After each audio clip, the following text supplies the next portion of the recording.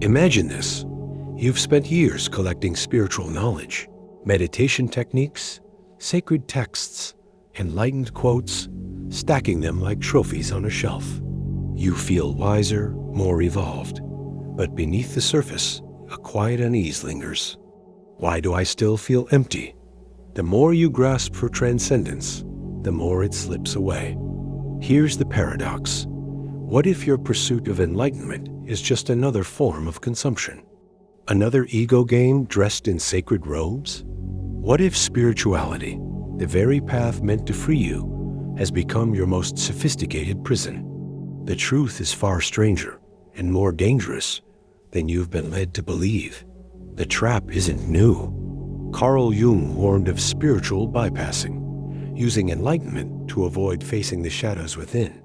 Nietzsche mocked the ascetic ideal, where seekers deny life while secretly craving superiority.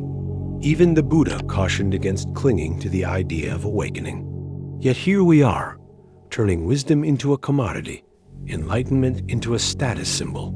Your mind, ever cunning, has weaponized spirituality to reinforce the very ego it promised to dissolve. Why? Because truth terrifies. It demands surrender, not another technique, not another identity. But who among us is brave enough to stop collecting and start dying to what we think we know? This silent addiction warps everything.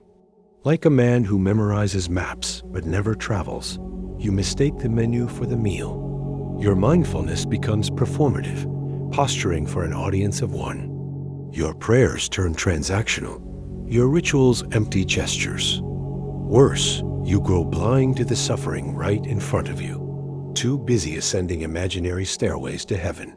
Societies crumble under this collective delusion, mistaking hashtags for healing, vibes for virtue. The brain craves certainty, even in spirituality. But what if the deepest truth refuses to be owned? The cost? A life spent seeking while never truly seeing. The escape begins where all fear ends, in ruthless honesty. Stop collecting truths, earn them. The Zen masters knew this. Their koans weren't puzzles to solve, but mirrors to shatter your certainty. Kierkegaard demanded the leap of faith, not into belief, but into the terrifying unknown. Here's the counterintuitive key. Seek nothing. Let every technique, every concept, every spiritual identity fall away like dead skin. True awakening isn't a mountain you climb. It's the ground collapsing beneath you. Can you endure that free fall? Not toward light, but through the very darkness you've spent a lifetime decorating with lanterns? Here's the cosmic joke. You are never the seeker. Every path, every teacher, every epiphany was just the universe whispering to itself. The moment you stop chasing, when even the word enlightenment tastes like ash, you finally are. Not above life, but knee-deep in its messy glory.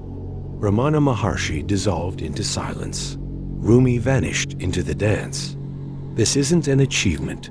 It's the annihilation of the one who wanted to achieve. The trap wasn't spirituality. It was the unexamined you wearing its mask. Now, breath by breath, the question remains. Without a seeker, what's left? Only this. Only now. Only